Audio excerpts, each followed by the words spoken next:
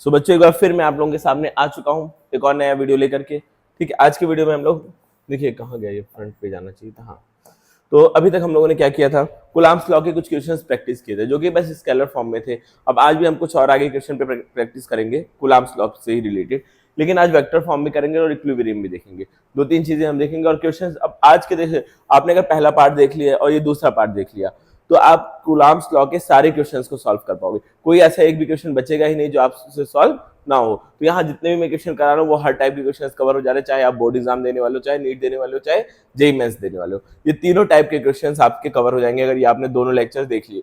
Coulomb law topic बता रहा हूँ, कूलम्ब्स लॉ टॉपिक के आपके सारे क्वेश्चन सॉल्व हो जाएंगे अगर आपने ये दोनों वीडियोस देख लिए। अगर आपने पहला वाला वीडियो नहीं देखा तो उसको भी देख लीजिए और इस वीडियो को भी देख लीजिए। तो चलिए बिना किसी देरी के शुरू करते हैं। तो बच्चों देखो, कूलम्ब्स लॉ का पहले रिवीजन करते हैं। क्या होता है Coulomb's law. F is equal to, ध्यान देना, F इज इक्वल टू के Q1 Q2 upon r square, ये होता है, ये फोर्स का फॉर्मूला होता है। यहाँ पे K क्या है, K is equal to 9 into 10⁹9, ठीक है, न्यूटन मीटर स्क्वायर पर कूलम्ब स्क्वायर। और ऐसे ही K की जो वैल्यू होती है वो मीडियम के लिए 1/4 पाई एप्सिलॉन नॉट होती है एयर के लिए, लेकिन अगर कोई और एप्सिलॉन नॉट की जो वैल्यू होती है एयर के लिए होती है 8.85 इंटू 10⁻12, ठीक है। इसकी भी यूनिट लिखना चाहो तो कूलम्ब स्क्वायर पर न्यूटन मीटर स्क्वायर, ठीक है बच्चों। और देखो और क्या चीज़ें होती हैं, अगर ये मीडियम में है, अगर ये किसी मीडियम में है तो मीडियम की जो परमिटिविटी होती है वो होती है relative permittivity into epsilon not, permittivity of medium electric field in air, ठीक है। तो ये आपको समझ में आ रहा होगा इतनी चीज़ें। ये हमारा था क्या, क्विक रिवीजन। अब हम सॉल्व करेंगे क्वेश्चंस को।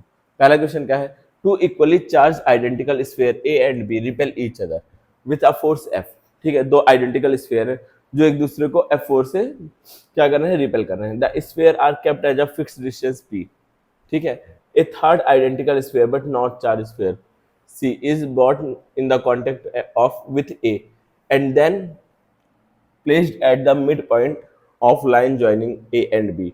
The magnitude of net electric force on C, C पे net electric force कितना लग रहा होगा ये पूछा है, ठीक है। C पे net electric force कितना लग रहा होगा ये पूछा है। सबसे पहले A और B एक सर्टेन डिस्टेंस पे रखे हुए हैं, फिर क्या किया गया है, C को, ये फिगर गलत है, ये फिगर बच्चों गलत है, इस फिगर पे ध्यान मत दीजिएगा, मैं इसको पूरा ही कलर कर दे रहा हूँ, ठीक है। इस फिगर पे आप लोग ध्यान मत दीजिएगा, ये फिगर बिल्कुल ही गलत है। गलत, ठीक है बच्चों, ये गलत है। अब देखो क्या है, क्वेश्चन में क्या बोला है कि दो इक्वल चार्जेस हैं, ठीक है, आइडेंटिकल चार्जेस हैं, एक दूसरे को रिपेल कर रहे हैं। अब क्या है, तीसरा चार्ज, ठीक है, फिक्स डिस्टेंस पी पे रखे हुए हैं, और थर्ड आइडेंटिकल चार्ज। अब एक क्या है, थर्ड आइडेंटिकल है, आइडेंटिकल बॉडी है, आइडेंटिकल स्फीयर है, लेकिन वो चार्ज नहीं है। चार्ज नहीं है मतलब क्या है, उसके ऊपर कोई चार्ज नहीं है, ठीक है बच्चों। उसको पास लाया गया है पहले ए के, फिर दोनों के बीच में रख दिया गया। पहले ए और बी आराम से रखे हुए थे, ए और बी अच्छे बच्चों की तरह रखे हुए थे। यहाँ पर मान लो ए रखा था, इस पे क्यू चार्ज था, इसके पी डिस्टेंस पे बी रखा हुआ था, इस पे भी क्यू चार्ज था, ठीक है। अब इन दोनों के बीच में जो फोर्स लग रहा था, एफ का फॉर्मूला क्या हो जाएगा, k q square upon p square, p इन दोनों के बीच का डिस्टेंस है, तो इसको हम इक्वेशन 1 मान करके छोड़ देते हैं। अब देखो अगली कंडीशन क्या बोल रही है, एक सी अनचार्ज बॉडी आई, उसको ए से टच कराया गया तो मतलब आधा आधा चार्ज बढ़ जाएगा। तो अब ए पे जो चार्ज है वो क्या है, Q/2 है, और यहाँ सी है, उस पर भी चार्ज कितना है बच्चों, Q/2 है, और यहाँ पे बी है, उस पर कितना चार्ज है बच्चों, Q है, ठीक है। अब सी पे नेट कितना चार्ज लग रहा होगा, ये इधर रिपेल कर रहा है, ये इधर रिपेल कर रहा है, दोनों क्या कर रहे हैं, रिपेल कर रहे हैं, सेम चार्ज है, सेम चार्ज। चार्ज पूछा किस पे, देख लेते हैं। The magnitude of net electric charge on C, C पे नेट इलेक्ट्रिक चार्ज कितना लग रहा होगा ये आपको बताना है। इधर से ए चार्ज लगा रहा है, ए वाले चार्ज को हम पॉजिटिव ले लेते हैं, कितना फोर्स लगा रहा होगा ये, F1 मान लेते हैं या FA मान लेते हैं। Charge on C due to A, नाम charge on C due to A, इसको क्या हो जाएगा बताओ, के Q1 Q2 मतलब इन दोनों को मल्टीप्लाई करेंगे तो Q²/4 हो जाएगा, अपॉन दोनों के बीच का डिस्टेंस P/2 हो जाएगा। ये भी डिस्टेंस क्या है बच्चों, P/2, हो जाएगा P/2 का होल स्क्वायर, ठीक है। अब देखो FCA क्या आएगा, के Q² अपॉन में 4 नीचे आ जाएगा यहाँ, और ये क्या हो जाएगा P² अपॉन 4। तो इन दोनों के बीच का जो फोर्स है एफ सी ए वो किसके बराबर है, k q square upon p square. ठीक है, ये है इन दोनों के बीच का फोर्स। जो ए और बी के बीच में फोर्स था वही फोर्स इसके बीच में भी है। अब बी इस पे कितना फोर्स लगा रहा होगा, ठीक है, बी इस पे कितना फोर्स लगा रहा होगा वो देख लेते हैं। अब देखो बी इस पे कितना फोर्स लगेगा, F C, force on C due to B. अब इसका डायरेक्शन इधर है तो इस वाले फोर्स को हम क्या करेंगे बच्चों, नेगेटिव में ले लेंगे। एक फोर्स इधर लग रहा है, राइट हैंड साइड वाले को हमने पॉजिटिव लिया, किसी को भी नेगेटिव किसी को भी पॉजिटिव ले सकते हैं। मैंने इस साइड को पॉजिटिव लिया तो इस साइड को नेगेटिव लूंगा।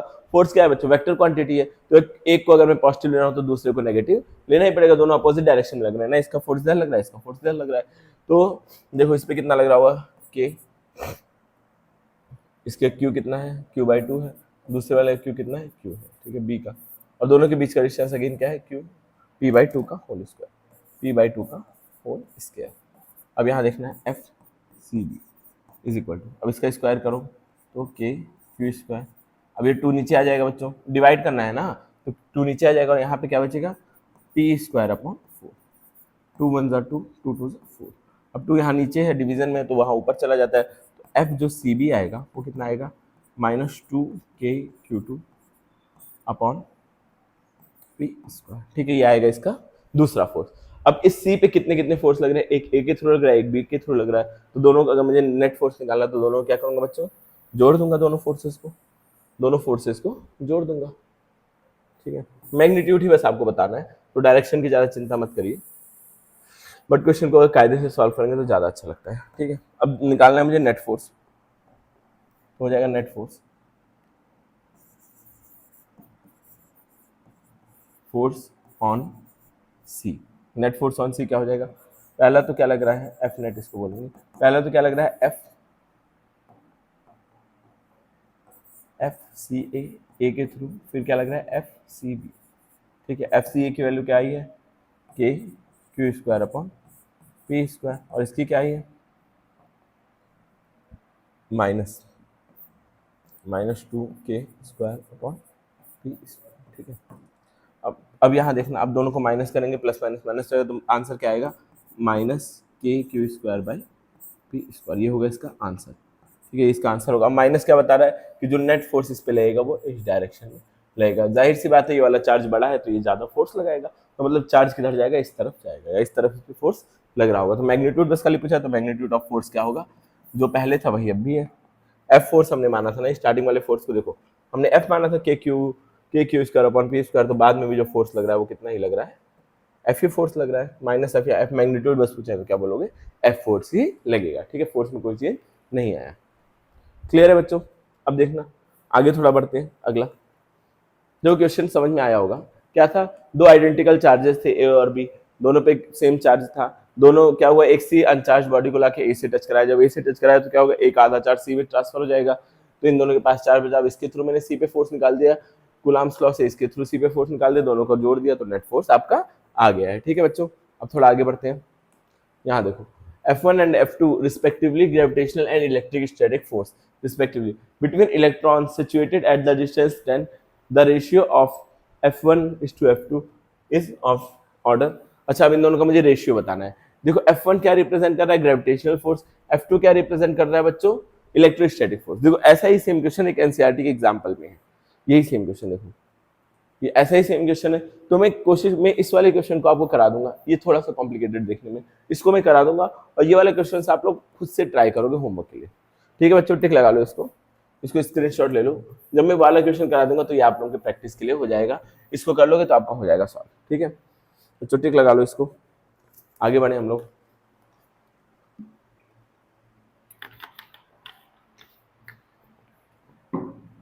चलो आगे बढ़ते हैं। अगेन देखो क्या है, टू चार्ज स्फीयर्स है, देखो रिकॉर्डिंग चल रही है, रुक गई, चल रही है। अब क्या है, the charge on two spheres is 8 coulombs and minus 4 coulomb. दो स्फीयर्स हैं, एक पे चार्ज 8 कूलम से, एक पे minus 4 coulomb respectively, they experience a force F if the charge minus 4 coulomb is given to each sphere with new force. अच्छा, starting वाला force क्या था, F is equal to k, q क्या है, पहला चार्ज 8 है और दूसरा चार्ज माइनस 4 है, अपॉन दोनों के बीच का डिस्टेंस क्या दे रखा है, ठीक है, आर डिस्टेंस मान लेते हैं, आर स्क्वायर, तो ये क्या हो जाएगा, एफ इज इक्वल टू 8 4 जा 32, -32 के अपॉन आर स्क्वायर, या फिर हाँ यही होगा इसका पहला वाला फोर्स। स्टार्टिंग में इतना फोर्स लग रहा होगा। अब दोनों चार्जेस को -4 दे दिया गया है, तो जो Q1 है वो क्या हो जाएगा, 8 को अगर आपने -4 चार्ज दिया तो ये कितना हो जाएगा, 4 कूलम्स हो जाएगा। अब दूसरे को आप दे दो -4, ये पहले से -4 था, इसको -4 दे दिया तो ये कितना हो जाएगा, -8 कूलम। क्या हो जाएगा बच्चों, -8 कूलम। तो अब जो नया फोर्स होगा वो निकालोगे। तो देखो बच्चों, अभी एक दुर्घटना हो गई मेरे साथ। मैंने रिकॉर्ड करता चला गया, फ़ोन में रिकॉर्डिंग हो ही नहीं रही थी, कैमरा हो गया था बंद। क्या है यार, इतने क्वेश्चंस मैंने सॉल्व कर दिया था। यहाँ पर थे शायद हम, यहाँ पर थे। तो मैंने क्या किया था बच्चों, यहाँ तक लिख दिया था, वापस से मिटा देते हैं, वापस से मिटा देते हैं, कोई दिक्कत नहीं है। आपके साथ साथ हम भी स्ट्रगल करेंगे। ठीक है बच्चों, देखो क्या है, अब ये 8 कूलम हो गया। अब मैं दोबारा से जो नया फोर्स निकालूंगा, मान लेते हैं उसको एफ डैश, वो क्या होगा, के Q1 Q2 मतलब 4 इंटू -8 अपॉन आर स्क्वायर, मतलब डिस्टेंस आर मान लेते हैं। तो अगेन देखो 8 फोर का क्या है 32, -32 के अपॉन आर स्क्वायर। तो जितना पहले फोर्स था वही अभी भी फोर्स है। तो ठीक है, नया फोर्स आपको बताना है, तो नया फोर्स भी क्या है, यही होगा। ठीक है, अब देखो अगला क्वेश्चन। अगला क्वेश्चन एनसीईआरटी का एग्जाम्पल है। अगला क्वेश्चन क्या है बच्चों, एनसीईआरटी का एग्जाम्पल दिया हुआ है। एनसीईआरटी का एग्जाम्पल दिया हुआ है, इसको कायदे से पढ़ेंगे पहले हम लोग, इसको पहले कायदे से पढ़ेंगे। Coulomb's law of electrostatic force between 2 point charges and Newton's law of gravitation force between 2 stationary point masses both have inverse square dependence on the distance between the charges and the masses respectively. Compare the strength of these forces by determining the ratio of their magnitude. आपको दोनों को compare करना है, किसके कैसे, दोनों के ratio को निकाल करके। ठीक है, for an electron and proton, किसके बीच में करना है, इलेक्ट्रॉन और प्रोटॉन के बीच में। और किसके बीच में करना है, दो प्रोटॉन्स के बीच में। मतलब दो इलेक्ट्रॉन और प्रोटॉन के बीच में आपको ग्रेविटेशनल फोर्स निकालना है और इलेक्ट्रोस्टैटिक फोर्स निकालना है। पहले ग्रेविटेशनल फोर्स, इलेक्ट्रोस्टैटिक फोर्स, फिर दोनों का रेशियो। पहले इलेक्ट्रॉन प्रोटॉन, फिर प्रोटॉन प्रोटॉन। और फिर क्या करना है, estimate the acceleration of electron and proton due to electrostatic force. Electrostatic force देखो, इलेक्ट्रॉन और न्यूट्रॉन, इलेक्ट्रॉन और प्रोटॉन पे इलेक्ट्रोस्टैटिक फोर्स लगेगा तो दोनों एक दूसरे की तरफ अट्रैक्ट होंगे तो मोशन होगा। मोशन का आपको एक्सेलरेशन बताना है, किस एक्सेलरेशन के साथ ये लोग मोशन करेंगे। ठीक है, यही बताना है आपको। अब गिवन क्या क्या है वो लिख लो पहले, ध्यान देना बच्चों। गिवन क्या क्या चीजें, पहले दे रखा है मास। अब हमें लगाना है कि ग्रेविटेशनल फोर्स, तो मास की जरूरत है। मास ऑफ प्रोटॉन कितना है, 1.67 इंटू 10⁻⁻27 kg। ठीक है, अब मास ऑफ इलेक्ट्रॉन कितना दिया हुआ है, mass of electron 9 into 10⁻31 kg। ये हो गया आपका मास ऑफ इलेक्ट्रॉन। और क्या दिया हुआ है, दोनों के बीच का डिस्टेंस जो दे रखा है वो है 10⁻10 मीटर। और क्या जी की वैल्यू क्या होती है, 6.67 इंटू 10⁻11। ठीक है, ये होती है इस कैपिटल जी की वैल्यू। और उसके बाद क्या बताना है आपको, अट्रैक्शन फोर्स बताना है। तो आप क्या लगा दो, ग्रेविटेशनल फोर्स का फॉर्मूला है कि मुझे ग्रेविटेशनल फोर्स निकाल के दिखाओ। ठीक है बच्चों, ग्रेविटेशनल फोर्स का फॉर्मूला है कि मुझे ग्रेविटेशनल फोर्स आप लोग कमेंट सेक्शन में बताइए। कैलकुलेशन थोड़ी सी उसका लेंदी है, क्वेश्चन आसान है, 11th क्लास में आप पढ़ करके आओ। तो थोड़ा सा हम आपको टाइम देते हैं, आप इसको निकाल के दिखाइए जस्ट। तो आशा करते हैं आप लोगों ने ट्राई ज़रूर किया होगा।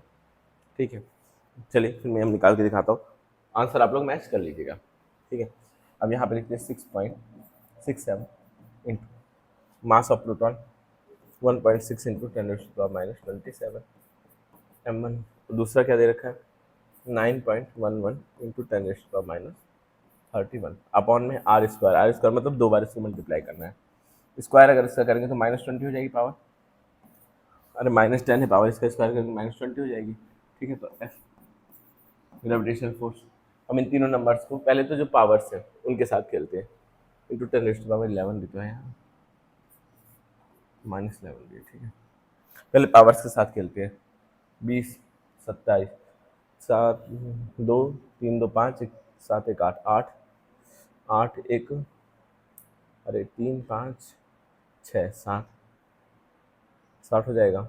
ठीक है, 60 7 1 8 9 9 हो जाएगा, 60 9 69। ठीक है, 6.67 इंटू 1.6 इंटू 9.11। जब बेस से में पावर जुड़ जाती है, 11 में 27 जोड़ोगे कितना हो जाएगा, 10 20 30 60 67 8 9 69 10⁻⁻69 अपॉन में 10⁻⁻ कितना है, माइनस का 20। तो अब ग्रेविटेशनल फोर्स अगर मैं निकालूँ एफ जी लिखूँ तो ये क्या होगा, पावर ऊपर चली जाएगी, ऊपर जाएगी तो ये प्लस में हो जाएगा, तो 6.67 इंटू 1.6 इंटू 9.11 इंटू ये ऊपर जाएगा तो 20 माइनस हो जाएगा 69 में से 20 अगर आप माइनस करते हैं तो 49 माइनस का 49 बचेगा। ठीक है, इतनी कैलकुलेशन तो बच्चों आ रही होगी समझ में, आशा करते हैं इतनी कैलकुलेशन तो आपकी आ रही होगी। 49 हो गया, ठीक है, ये 20 ऊपर गया, 20 प्लस में हुआ तो -69 प्लस 20 -49। अब इसको कैलकुलेट कर लेते हैं, मैं कैलकुलेटर से कैलकुलेट करूँगा बच्चों, क्योंकि बहुत टाइम चला जाएगा मल्टीप्लाई करने में, बहुत टाइम वेस्ट हो जाएगा, इससे अच्छा हम टाइम को ज़ाया किए बिना मल्टीप्लाई कर लेते हैं कैलकुलेटर में। ठीक है, अब देखना है 6.67 इंटू 1.6 इंटू 9.11, देखते कितना आया है, 97.2 इंटू 10⁻⁻40। ठीक है, ये आया है आपका ग्रेविटेशनल फोर्स की वैल्यू। ग्रेविटेशनल फोर्स आ गया। अब हमें क्या निकालना है बच्चों, ग्रेविटेशनल फोर्स तो आ गया, अब हमें निकालना है इलेक्ट्रोस्टैटिक फोर्स। अब इलेक्ट्रोस्टैटिक फोर्स भी आप लोग ट्राई करिए निकाल करके, मासेस दोनों को दे रखे हैं। अब इलेक्ट्रोस्टैटिक फोर्स भी आप लोग निकाल के ट्राई करिए, ये तो मैंने आपको बता दिया।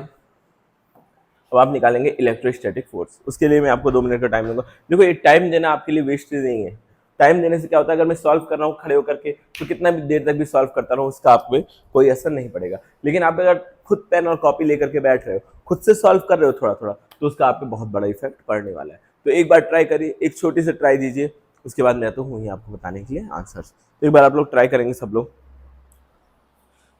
ट्राई कर लिया है, आगे बढ़ते हैं थोड़ा सा। देखो अगर जिसको पता होगा उसने तो ट्राई कर लिया होगा, जो इलेक्ट्रॉन पे चार्ज होता है ना वो होता है 1.6 इंटू 10⁻⁻19 कूलम, माइनस में होता है, और प्रोटॉन पे जो चार्ज होता है प्लस में होता है 1.6 इंटू 10⁻⁻19। लेकिन हम यहाँ मैग्नीट्यूड की बात हो रही है, प्लस माइनस से कोई मतलब है नहीं। तो अब हम अगर निकालेंगे इलेक्ट्रोस्टैटिक फोर्स तो फॉर्मूला क्या होता है, एफ, इलेक्ट्रोस्टैटिक को ई से डिनोट कर देते हैं, तो क्या होता है के कितना होता है 9 इंटू 10⁻⁻, Q1 कितना है 1.6 इंटू 10⁻⁻19, Q2 कितना है 1.6 इंटू 10⁻⁻19 अपॉन आर स्क्वायर वही 10⁻⁻20 हो जाएगा। अब देखो इलेक्ट्रोस्टैटिक फोर्स वापस से निकालो। अब यहाँ देखना क्या क्या है, नंबर्स को एक साइड से लिख लेते हैं, 9 इंटू 1.6 इंटू 1.6। अब यहाँ देखो पावर्स को करेंगे ऐड, -10 हो जाएगा, -10 के बाद -19 -29 कितना हो जाएगा इंटू 10⁻⁻29 अपॉन में क्या है, तो इलेक्ट्रॉन पे जो जो इलेक्ट्रोस्टैटिक फोर्स होगा उसकी अगर मैं वैल्यू निकालना चाहूँ 20 ऊपर चले जाएगा तो 9 इंटू 10⁻1.6 इंटू 10⁻20 ऊपर जाएगा तो बचेगा बस खाली क्या -9। अब देखो जो वैल्यू आएगी वो देखना कितनी आएगी, वो देखना। अभी कैलकुलेटर गायब हो गया, कैलकुलेटर हो गया गायब, चलो निकाल के देखते हैं। 9 इंटू 1.6 इंटू 1.6 कितना है 15.36, 15.36 इंटू 10⁻9 -9 न्यूटन। ठीक है, और ये वाला फोर्स कितना आया था, ये वाला कितना आया था 97, इसको भी क्या करें, ठीक है, और ये क्या है 15.36 और ये कितना है, और देखो कितना ज़्यादा डिफरेंस है, ग्रेविटेशनल फोर्स कितना ज़्यादा छोटा है इलेक्ट्रोस्टैटिक फोर्स के सामने, कितने टाइम्स छोटा है, देख सकते हो आप, दिख रहा होगा। अब दोनों का रेशियो निकालना है, रेशियो कैसे निकालना है, इलेक्ट्रोस्टैटिक फोर्स को ऊपर रखना है, ग्रेविटेशनल फोर्स को नीचे रखना है। ठीक है, तो इलेक्ट्रोस्टैटिक फोर्स को अब निकालेंगे, रेशियो निकालते हैं। तुम आ जाओ इधर, आ जाओ इधर, आ जाओ, ये कैलकुलेटर भाई तुम थोड़ा गड़बड़वा दिए, कैलकुलेटर भाई ने गड़बड़वा दिए, कैलकुलेटर इधर आओ, इसको छोटा कर सकते हैं क्या,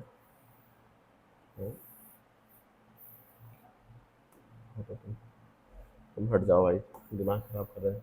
इसको थोड़ा साइड करते हैं फिर रेशियो निकालते हैं, ये साइड के, आपको रेशियो निकालना है दोनों के बीच का। रेशियो कैसे निकलेगा देखो, electrostatic force upon gravitational force electrostatic force कितना है 15.36 इंटू 10⁻⁻9 अपॉन, ठीक है। और वो वाला फोर्स, दूसरा वाला फोर्स देख लेते हैं, याद तो है नहीं मुझे, कितना है 972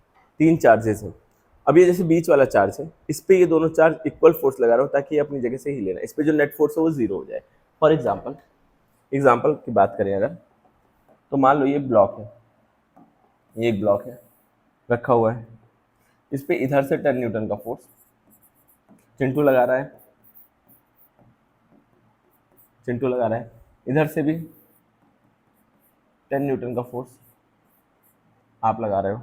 थोड़ा अजीब बन गया, थोड़ा सही करते हैं इसको। इधर से भी 10 न्यूटन का फोर्स क्या लगा रहे हो, आप लगा रहे हो। ठीक है बच्चों, आप भी क्या कर रहे हो, चिंटू की सपोर्ट में 10 न्यूटन का फोर्स उसके विरोध में लगा रहे हो। तो इस ब्लॉक पे जो नेट फोर्स होगा वो क्या जीरो होगा। इधर से भी सेम फोर्स लग रहा है, इधर से बस कर, दोनों का डायरेक्शन अलग अलग है, तो इस पे जो नेट फोर्स होगा वो जीरो होगा। तो इसका मतलब ये जो ब्लॉक है वो किस पे होगा, इक्विलिब्रियम पे होगा। ठीक है, इक्विलिब्रियम पे होगा। ठीक है बच्चों, समझ में आ रहा है, ये ब्लॉक किस पे होगा, इक्विलिब्रियम पे होगा। वैसे ही क्या है, in electrostatic equilibrium refers to the state where charge particle और a system of charge experience net force zero. जब नेट फोर्स जीरो कोई भी चार्ज पार्टिकल या फिर कोई सिस्टम एक्सपीरियंस करता है, तो ऐसे केस को हम क्या बोलते हैं, इलेक्ट्रोस्टैटिक इक्विलिब्रियम। ठीक है बच्चों, ये समझ में आ गया होगा आप लोगों को। अब इससे बेस्ड कुछ क्वेश्चंस करते हैं, अगर आप इसको नोट करना चाहते हैं तो जल्दी से नोट कर लीजिए, और इससे बेस्ड क्वेश्चन करते हैं क्योंकि क्वेश्चन ही इंपॉर्टेंट है, ये डिफिनेशन कहीं पूछी नहीं जाएगी। ठीक है, तो क्वेश्चंस करते हैं, आपको और चीजें समझ में आती रहेंगी। चलिए क्वेश्चन की तरफ बढ़ते हैं, इसको मिटा दूंगा ये तो, ठीक है मिटा दिया मैंने। क्वेश्चन की तरफ बढ़ते हैं आगे। देखो क्वेश्चन क्या दे रखा है, 4 charges are arranged in the corner of square ABC as shown in figure. Adjacent figure the force on the charge kept on the centre. Centre पे जो चार्ज है उस पर कितना फोर्स लगेगा ये बताना है। फिगर बना के दिया ही नहीं है, फिगर में बना देता हूँ। ठीक है, ये एक स्क्वायर है, इसके सारे साइड्स ए, ये भी ए होगा, ये भी ए होगा, ये भी होगा। ठीक है, यहाँ पर एक चार्ज क्यू है, यहाँ पर एक चार्ज क्यू है, एक चार्ज क्यू है, सारे चार्ज क्या है, इक्वल है। ठीक है, 4 charges are arranged at the corner of q, इसमें लिखा नहीं हुआ लेकिन सारे चार्ज क्या है, इक्वल है। फिगर दिया होता तो लिखा होता। अब यहाँ पे ये सेंटर पे कोई ओ चार्ज रखा हुआ, कोई कैपिटल क्यू चार्ज रखा हुआ, इस पे कितना फोर्स लग रहा होगा, इस पे नेट फोर्स कितना लग रहा होगा वो बताना है। ठीक है बच्चों, वो चीज़ आपको बतानी है। मान लो ये सब भी पॉजिटिव चार्ज है, ये भी पॉजिटिव चार्ज है, तो ये क्या करेगा, इसको रिपेल करेगा इस डायरेक्शन में, ये भी उतने ही मैग्नीट्यूड से रिपेल करेगा, k q one q two upon r square. अच्छा, ये वाला जो डिस्टेंस है, ये पूरा डिस्टेंस, वो पूरा डिस्टेंस क्या होगा, अंडर रूट टू ए होगा। तो ये बीच में है एकदम, तो आधा डिस्टेंस क्या हो जाएगा, under root two by two, यही तो होगा। ये इसको अगर कायदे से लिखोगे तो वाला जो डिस्टेंस आएगा वो ए बाई रूट टू आएगा। अरे डायगनल है ना ये बच्चों, ये जो डायगनल बन रहा है ना, ये स्क्वायर का डायगनल बन रहा है, और स्क्वायर का डायगनल क्या होता है, रूट टू ए होता है।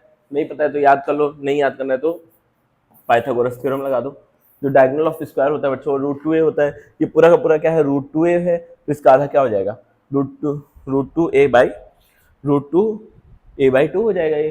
ठीक है, इसको अगर रेशनलाइज कर लोगे तो ये आ जाएगा आंसर। समझ में आ रहा है बच्चों, तो ये इसका डिस्टेंस है k q one q two upon r square से। अगर मैं यहाँ से फोर्स निकालूँ, force on o due to charge one, अगर मैं चार्ज वन के थ्रू इस पर फोर्स निकालूँ, देखो ये चार्ज वन मान लेते हैं, इसको चार्ज टू मान लेते हैं, इसको चार्ज थ्री मान लेते हैं, इसको चार्ज फोर मान लेते हैं, और इसको सेंटर पे जीरो चार्ज मान लेते हैं। तो charge on zero due to charge one वो क्या हो जाएगा, k q one q two, q one कितना है कैपिटल क्यू टू कितना है ये, अपॉन आर स्क्वायर मतलब ए रूट टू का होल स्क्वायर। तो इसको अगर मैं बोलूँ तो क्या हो जाएगा, के क्यू क्यू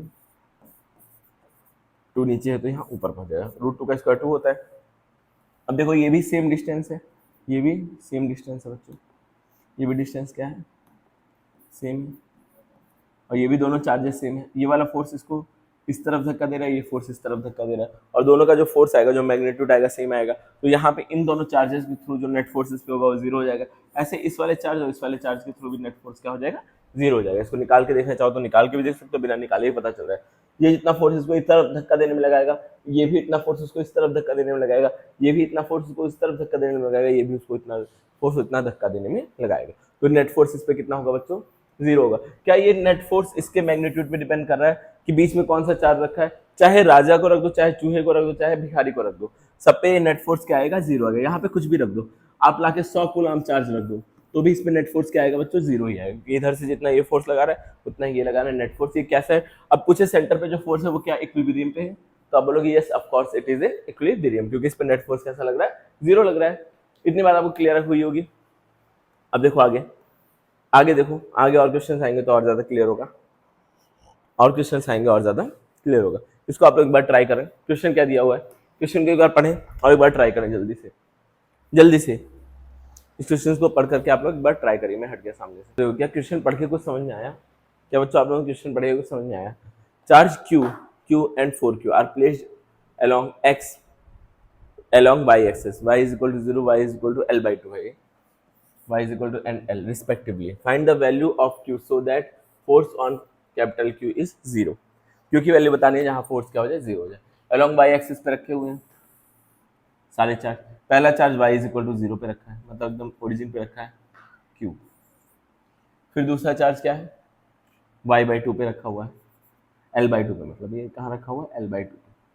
जो चार्ज है वो कहाँ रखा है, L बाई 2 पे रखा हुआ है। और फिर अगला चार्ज क्या रखा हुआ है, 4Q। ये किस पे रखा हुआ है, L पे रखा हुआ है, ठीक है।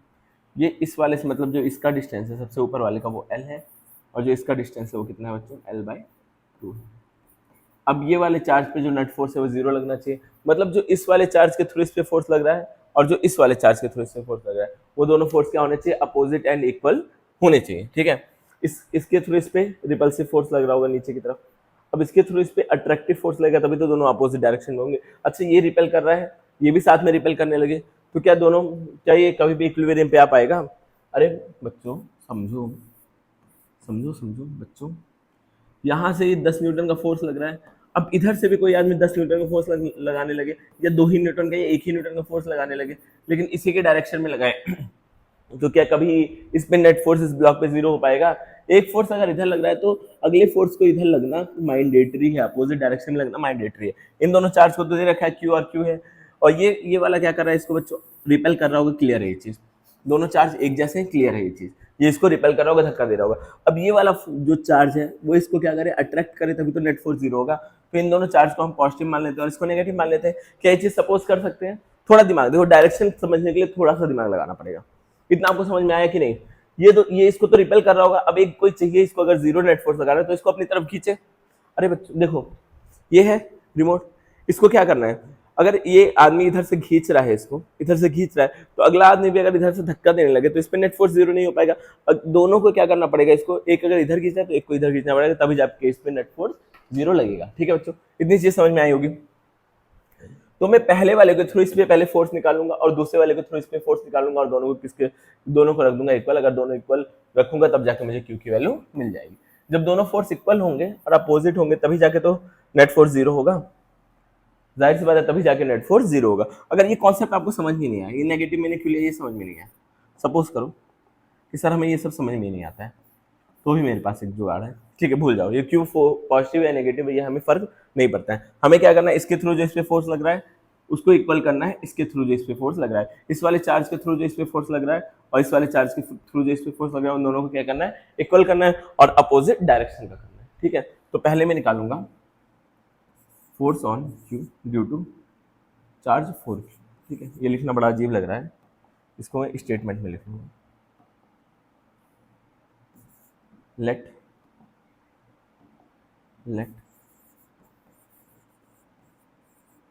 force on Q due to 4Q be F1 मान लेते हैं। F1 की वैल्यू बच्चों क्या होगी कि Q1 Q2 अपॉन में दोनों के बीच का डिस्टेंस क्या है, L², मतलब ये वाला जो फोर्स होगा F1 वो क्या हो जाएगा कि 4KQ² बाय L², ये हो जाएगा फोर्स 1। अब देखो दूसरा वाला फोर्स क्या होगा, अब यहाँ पे मान लेते हैं let force on Q due to small q be F2, तो मैं F2 मानता हूँ, तो F2 क्या हो जाएगा कि Q2, इन दोनों के बीच का डिस्टेंस कितना है, L/2 है, तो L/2 का स्क्वायर, L² 2 ऊपर चला जाएगा, 2 मतलब 4 हो जाएगा, ऊपर चला जाएगा। समझ में आ रहा होगा ना, अरे ये किया है मैंने, F2 ऐसे होगा ना कि Q1 Q2 अपॉन R², मतलब L² अपॉन 4, 4 ऊपर पहुंच जाएगा, यही चीज़ की है, जगह नहीं थी इसलिए थोड़ा कम किस्ते में चला जाएगा काम, ठीक है। अब क्या है क्वेश्चन में, अब इक्विलिब्रियम पे है, मतलब दोनों फोर्स बराबर होने चाहिए, मतलब ये वाला जो फोर्स है F1 जो हमारा F1 फोर्स आया है जो कि किसके बराबर आया है 4 k q² अपॉन L², वो बराबर होना चाहिए F2 फोर्स के जो कि किसके बराबर आया है 4 k q³ अपॉन L²। यही चीज़ ये यहाँ है, दोनों फोर्स एक बार मैच कर लेते हैं 4 k q³ अपॉन L², ठीक है। लेकिन मैग्नीट्यूड डायरेक्शन दोनों का आप मुझे मतलब जो F1 आना चाहिए वो माइनस ऑफ F2 के बराबर आना चाहिए, ठीक है। F1 किसके बराबर आना चाहिए माइनस ऑफ F2 के बराबर आना चाहिए, तो देख लो 4 k q² upon L² is equal to -4 k q upon L²। अब यहाँ देखो 4 से 4 कटा, k से k कटा, ठीक है। अब L² से L² कट जाएगा, एक क्यू से एक क्यू कट जाएगा, तो जो क्यू की वैल्यू आएगी वो किसके बराबर आएगी कैपिटल क्यू के। मतलब जो क्यू चार्ज होना चाहिए वो क्या होना चाहिए माइनस, गड़बड़ गड़बड़ गड़बड़ गड़बड़ घोटाला, या q is equal to minus. इसको अगर मैं लिखती हूँ क्यू की वैल्यू क्या हो जाएगी माइनस क्यू के बराबर। जो ये नया वाला जो ये क्यू चार्ज है स्मॉल क्यू चार्ज है वो किसके बराबर होना चाहिए माइनस क्यू के बराबर होना चाहिए, क्योंकि तब जाके ये वाला जो चार्ज है वो कैसा होगा इक्विलिब्रियम पे होगा। देखो मैंने माइनस माना था स्टार्टिंग में तो बच्चे हुए कंफ्यूज, माइनस नहीं भी मान रहा हूँ तो भी देखो इसका आंसर क्या आ रहा है नेगेटिव क्यू ही आ रहा है। क्या आ रहा है बच्चों नेगेटिव क्यू ही आ रहा है, समझ में आया नेगेटिव क्यू ही आ रहा है आंसर। तो ये चीज़ भी आपको समझ में थोड़ा थोड़ा आया होगा, बता देना कितना % आपको समझ में आ रही है चीज़ें। तो थोड़ा आगे बढ़े नेक्स्ट क्वेश्चन की तरफ। नेक्स्ट क्वेश्चन की पढ़ते हैं। A charge q is placed at the centre of line joining two charges, magnitude equal, ठीक है, equal charges q, three charges are in equilibrium, then what will be the value of q, what will be the value of q होना चाहिए q² की जगह, ठीक है। A q charge is placed at the centre, centre पर रख दिया गया है। पहले दो चार्जेस हैं जिनके ऊपर एक पे q चार्ज है दूसरे वाले पे भी क्या है q चार्ज, मान लेते हैं इनके बीच का डिस्टेंस a, ठीक है। अब क्या है देखो यहाँ पर एक स्मॉल क्यू चार्ज में रख दिया है, तो क्या बताना है three charges are in equilibrium, तीनों के तीनों चार्ज क्या है तीनों पे नेट फोर्स क्या लग रहा है जीरो लग रहा है। तो आपको बताना है इस वाले क्यू की वैल्यू क्या होगी, तो यहाँ से ये डिस्टेंस क्या हो जाएगा a/2 हो जाएगा, a/2 हो जाएगा, और यहाँ से डिस्टेंस भी क्या हो जाएगा a/2, ठीक है। ये दोनों डिस्टेंस क्या हो जाएंगे a/2।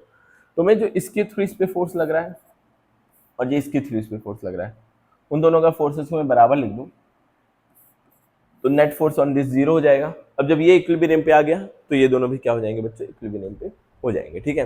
नेट फोर्स पहले बस कल मैं इस पे बात करूंगा, तीनों इक्विलिब्रियम पे होने चाहिए ना, magnitude equal charge, three charges are in equilibrium, पहले एक को इक्विलिब्रियम पे बनाते हैं फिर दूसरे को बनाएंगे फिर तीसरे को बनाएंगे, एक एक करके बना लेंगे। आंसर हालांकि सेम ही आना है लेकिन आपकी तसल्ली के लिए मैं तीनों को आपके लिए करके दिखा दूंगा, ठीक है। चलो पहले इसको इक्विलिब्रियम पे बनाते हैं, मतलब इसके थ्रू जिस पे फोर्स लग रहा है वो बराबर होना चाहिए, इसके थ्रू इस पे फोर्स लग रहा है लेकिन मैग्नीट्यूड क्या होना चाहिए नेगेटिव होना चाहिए, ठीक है। जो डायरेक्शन होना चाहिए वो अपोजिट होना चाहिए। तो इन दोनों के बीच का फोर्स पहले निकालेंगे तो क्या होगा F1 इसको मान लेते हैं कि Q1 कितना है Q है Q अपॉन R², मतलब a² और ये 2 है ऊपर आएगा 4 हो जाएगा, ठीक है। अब दूसरा जो F2 वो भी सेम आएगा बस मैग्नीट्यूड अलग होना चाहिए। अच्छा एक सेकेंड ऐसे करेंगे तो कट के तो जीरो हो जाएगा ना, सारे चार्ज कैसे चाहिए इक्विलिब्रियम पे चाहिए। अगर सारे चार्ज इक्विलिब्रियम पे चाहिए मतलब इसके थ्रू जिस पे फोर्स लग रहा है और इसके थ्रू जिस पे फोर्स लग रहा है वो दोनों बराबर होने चाहिए, समझ में आ रहा है। अगर मैं इस पे फोर्स निकालूंगा तो क्यू की वैल्यू तो जीरो आ जाएगी, वैसे ही क्यू की वैल्यू क्या आ जाएगी दोनों दोनों साइड का कट जाएगा क्योंकि कुछ वैल्यू नहीं आएगी। तो मैं क्या करूंगा बच्चों इसके थ्रू इस पे फोर्स निकालूंगा और इसके थ्रू इस पे फोर्स निकालूंगा, दोनों को बराबर कर दूंगा और मैग्नीट्यूड में अलग अलग कर दूंगा, जैसे ये क्वेश्चन किया था हमने, जैसे अभी जस्ट ये वाला क्वेश्चन किया था वैसे ही सेम टू सेम। देखो देखो देखो देखो देखो कंफ्यूज मत हो रोना मत, बता रहा हूँ मैं इसके थ्रू इस पे फोर्स, इसको 1 मान लेते हैं, क्या हो रहा है यार, इसको 1 मान लेते हैं इसको 2 मान लेते हैं, 1 के थ्रू 2 पे फोर्स निकाल लेते हैं या 2 के थ्रू 1 पे फोर्स निकाल लेते हैं। तो फोर्स ऑन 1 ड्यू टू 2 क्या हो जाएगा के Q1 Q2 मतलब Q² अपॉन a² हो जाएगा। समझ में आया होगा दोनों के बीच का डिस्टेंस, इन दोनों के बीच का डिस्टेंस तो a है ना बच्चों, a है। अब अगला देखो इसको 3 मान लेते हैं, चार्ज ऑन 1 ड्यू टू 3 हो जाएगा कि Q अपॉन a/2 का होल स्क्वायर, इसको ऊपर पहुँचाएंगे तो k 1 3 इज इक्वल टू क्या हो जाएगा ये 4 k Q अपॉन a² हो जाएगा, ठीक है। ये समझ में आया होगा आप लोगों को। अब ये दोनों फोर्स क्या होने चाहिए बराबर होने चाहिए, लेकिन मैं वो होना चाहिए डायरेक्शन अपोजिट, मतलब F12 होना चाहिए बराबर माइनस F13 के, तो इसको करूँगा F12 की वैल्यू क्या आई है सेम ही आंसर आएगा k Q² अपॉन a², जैसे पिछली बार आया था 1/4 हो गया था वैसे ये भी 1/4 हो जाएगा -4 -4 के Q Q upon a square, इससे ये कटेगा, कैसे के कटेगा, क्यू से एक क्यू कट जाएगा, तो जो क्यू की वैल्यू आएगी वो इस वाले क्यू की वैल्यू माइनस क्यू के बराबर आएगी, तो क्यू की वैल्यू क्या हो जाएगी, अच्छा 4 बचा हुआ है, -4 क्यू क्यू, तो क्यू की वैल्यू जो होगी वो हो जाएगी -q/4।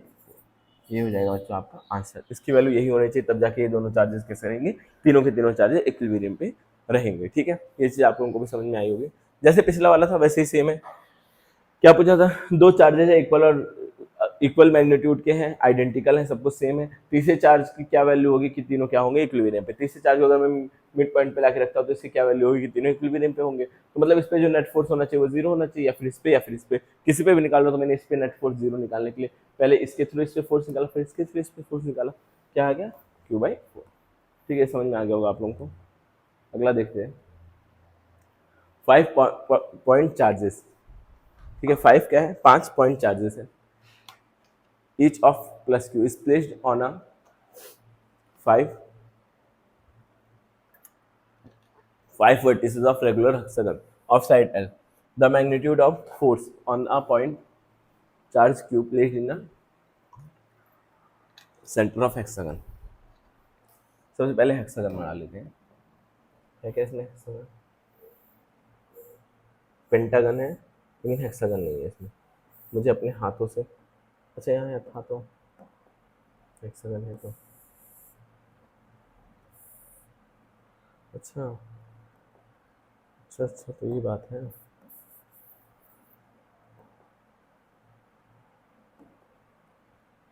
अच्छा, तो बात यहाँ तक पहुँच गई है।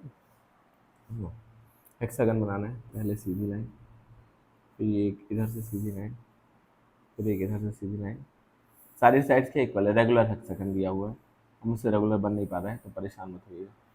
अरे बन जा भाई, क्यों मिला दो। ठीक, रेगुलर हेक्सागन बन गया ये, लगभग लगभग ऑलमोस्ट ऑलमोस्ट। यहाँ के एक सेंटर पे एक क्यू चार्ज है, प्लस क्यू है, इधर भी प्लस क्यू है, इधर भी प्लस क्यू है, इधर भी प्लस क्यू है, इधर भी प्लस क्यू है, इधर भी प्लस क्यू है। अब इस पर नेट फोर्स क्या लगेगा ये बताना है। अच्छा, इस पर जितना ये फोर्स लगाएगा रिपल्सन का उतना ये लगाएगा, तो ये दोनों फोर्स आपस में कैंसिल। अब ऐसे ये जितना फोर्स लगाएगा उतना फोर्स से लगाएगा, ये दोनों फोर्स भी आपस में कैंसिल आउट हो गए। अब यहाँ देखो, ये जितना फोर्स लगाएगा वही फोर्स ये भी लगाएगा, तो स्पिन नेट फोर्स क्या हो जाएगा बच्चों, नेट फोर्स अगेन जीरो हो जाएगा। ठीक है, जितना फोर्स ये लगाएगा उतना फोर्स ये लगाएगा, नेट फोर्स जीरो हो जाएगा। क्लियर दिख रहा है, साफ साफ समझ में आया बच्चों। सारे के सारे फोर्स एक दूसरे को कैंसिल कर रहा है। अब बीच में कुछ भी रखा हो, राजा हो या फिर भिखारी हो, मैंने बताया था ना, सब पे नेट फोर्स क्या होगा, जीरो होगा। बीच के फोर्स पे डिपेंड करता है, बीच के चार्ज पे डिपेंड करता ही नहीं है। ठीक है, अब क्या दिया हुआ है, 3 charges plus 4q, q and q are placed in a straight line of length L at a point O and at points O and T, the distance away from one end to respectively. What should be q charge in order to make the net force equilibrium? समझ में आया? ये क्या है, एक line है यहाँ से टी तक। ठीक है, एक ये 0 पॉइंट है, एक पॉइंट टी, मतलब 0 से टी तक के ये टी लेंथ की लंबी एक लाइन है।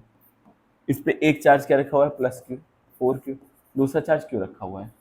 अब इस चार्ज को कहाँ रखा जाए कि नेट फोर्स क्या हो बच्चों, इस पे जीरो हो। What should be q in order to make net force on, ये वाला क्यू इज जीरो, इसको कहाँ रखा जाए, ये क्यू क्या होना चाहिए, what should be q in order. अच्छा, क्यू की वैल्यू क्या होना चाहिए, क्यू क्या होना चाहिए पूछा है, पिछले क्वेश्चन की तरह सेम टू सेम।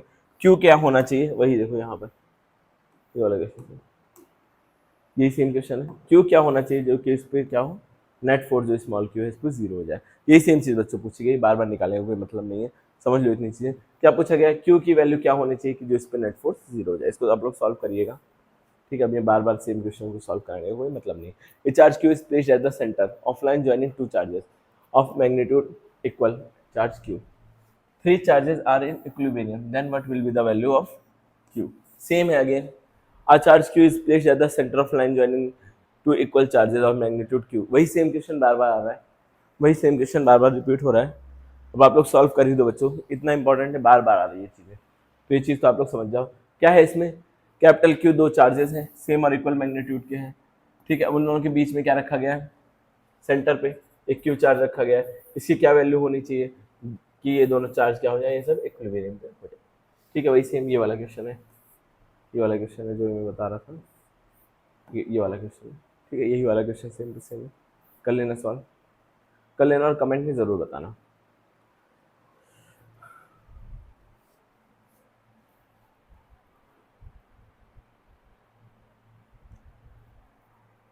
ये वाला क्वेश्चन अभी होना चाहिए था पूरा, फाइंड द पोजीशन, हाँ ये है क्वेश्चन पूरा यहाँ पर, ठीक है।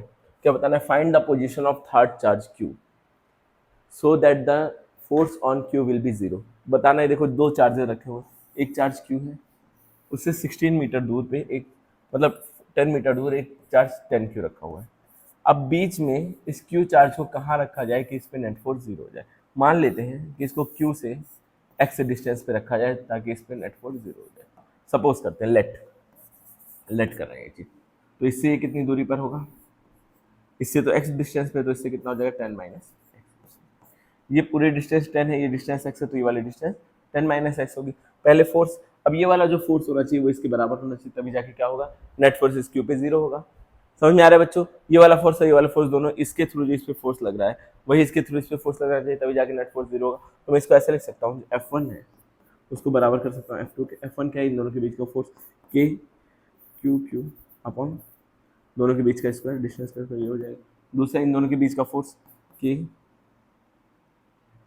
क्यू इंटू 16 क्यू अपॉन दोनों के बीच का डिस्टेंस क्या है, 10 माइनस एक्स का होल स्क्वायर। अब इसको थोड़ा सा और आगे बढ़ाते हैं। अच्छा क्या है, कट जाएगा, क्यू से क्यू कट जाएगा, ये वाले क्यू से क्यू कट जाएगा, ये वाले के से के कट जाएगा।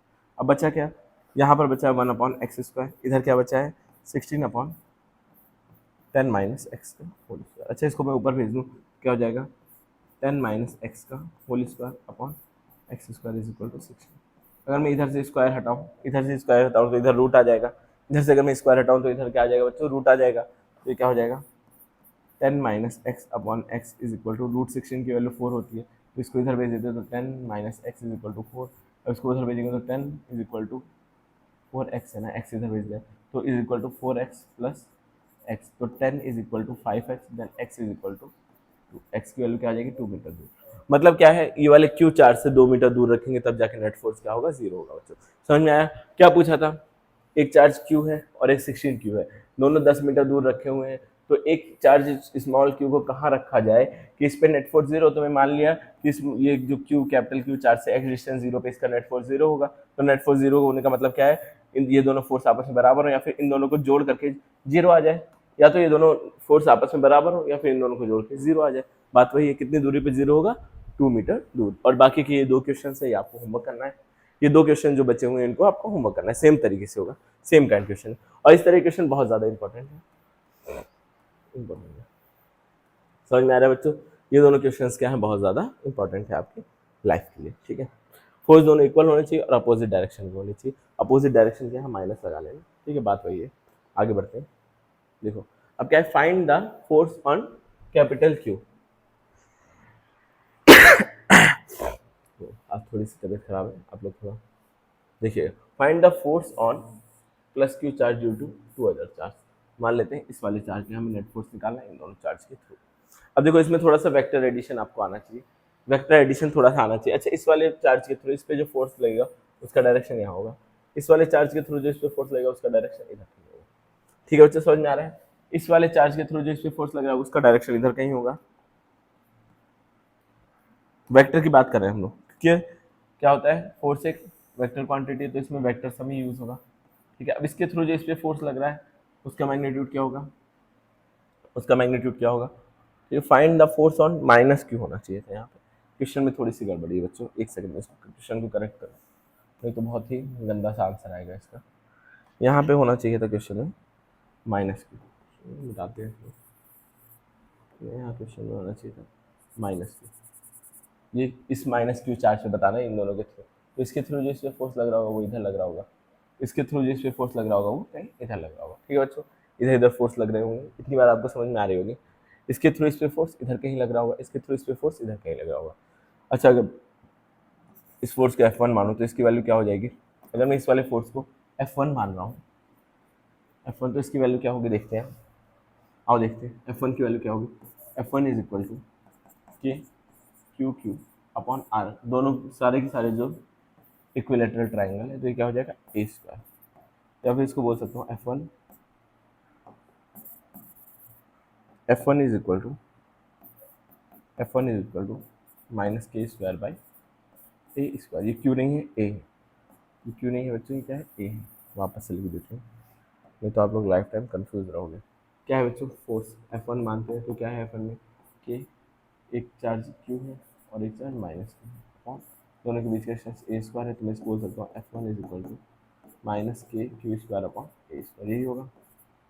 अब दूसरे के थ्रू इस पर जो फोर्स लग रहा है, इसके थ्रू इस पर फोर्स ये लग रहा है, इसके थ्रू जो इस पर फोर्स लग रहा होगा वो भी सेम ही लग रहा होगा, वही बच्चों सेम लग रहा होगा। तो जो F2 होगा वो भी क्या होगा, F2 जो होगा वो भी क्या होगा, minus k q square upon F2 भी यही होगा। ठीक है बच्चों, F2 भी क्या होगा, यही होगा।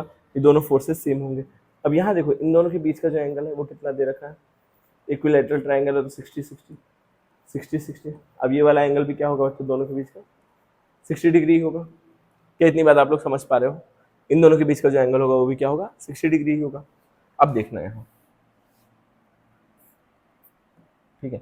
अब जो इसका नेट फोर्स होगा वो कहीं यहाँ कहीं लग रहा होगा, यहाँ कहीं बीच में लग रहा होगा, इधर फोर्स लग रहा है, इधर फोर्स लग रहा है। अगर वेक्टर में आप देखते हो दो वेक्टर्स होते हैं, एक वेक्टर इधर जा रहा है, एक तो नेट फोर्स कहीं बीच में जा रहा होता है, तो इसका भी नेट फोर्स कहीं बीच में जा रहा होगा। और वेक्टर को एडिशन का आपने एक फॉर्मूला पढ़ा होगा, अगर दो वेक्टर ए एंड बी है, दोनों के बीच का एंगल थीटा है, तो इनको ऐड करने का तरीका क्या है, एफ नेट अगर आपको निकालना है तो, या फिर दोनों का सम निकालना है तो तरीका क्या है, A square plus B square plus 2ab cos, यही तो तरीका है। तो अगर ये तरीका मैं यहाँ पर लगाऊं तो क्या होगा, एफ नेट जो नेट फोर्स पे होगा वो कितना होगा, ए स्क्वायर प्लस बी स्क्वायर, मतलब इसका स्क्वायर पहले वाले फोर्स का स्क्वायर F1, दोनों फोर्स बराबर ही हैं, दोनों फोर्स है मैग्नीट्यूड के, तो दोनों का एफ मान लेता हूँ मैं, एफ स्क्वायर प्लस दूसरा भी F square, A square plus B square plus 2, दूसरा वाला क्या होगा, एफ इंटू एफ। ठीक है, अब क्या है अगला, 60, इन दोनों के बीच का एंगल कितना है, 60 है, तो कॉस 60 डिग्री। ठीक है बच्चों, इतना समझ में आया होगा। तो जो एफ नेट होगा, दोनों फोर्सेस बराबर है, माइनस प्लस की कोई चिंता नहीं है, दोनों फोर्स क्या है, एफ, दोनों को मैंने एफ मान लिया, दोनों फोर्स आपस में बराबर थे, दोनों का एफ मान लिया है। यहाँ पे क्या हो जाएगा, अंडर रूट 2 एफ स्क्वायर, यहाँ क्या होगा देखो, कॉस 60 की वैल्यू 2 होती है, एफ स्क्वायर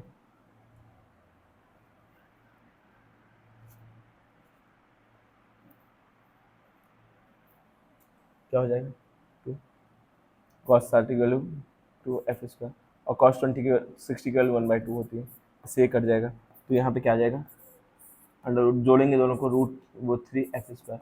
अगर इसको मैं खोलूँ वापस से ब्रैकेट से बाहर करूँ तो इसको, तो जो नया फोर्स होगा एफ नेट वो किसके बराबर हो जाएगा, दोनों के बीच में जो फोर्स लग रहा है इंटू रूट थ्री एफ के बराबर हो जाएगा। ठीक है, इस पर जो नेट फोर्स लगा होगा वो √3f के बराबर हो जाएगा। थोड़ा वेक्टर सम अगर आपको आता है तो ये क्वेश्चन आपके लिए आसान हो गया होगा। ठीक है, तो आई होप ये आपको समझ में आया होगा। वीडियो की लेंथ बहुत ही लंबी जाती जा रही है, तो क्या किया जाए, इसको वीडियो को यहीं रोका जाए, या फिर अभी आप आगे पढ़ना चाहते हैं, क्या आप अभी आगे भी पढ़ना चाहते हैं? 2 क्वेश्चन और हैं नेक्स्ट में, 2 क्वेश्चन से, ये दोनों एनसीईआरटी एग्जाम्पल के क्वेश्चन है। तो आप लोग एक काम करना, इन दोनों क्वेश्चंस को एक बार ट्राई जरूर करना। ठीक है, दोनों क्या है, एनसीईआरटी के अंदर एग्जाम्पल्स के क्वेश्चन है, उसका सॉल्यूशन मत देखना बट ट्राई जरूर करना, और कमेंट में लिखना कि आपको आया या फिर नहीं।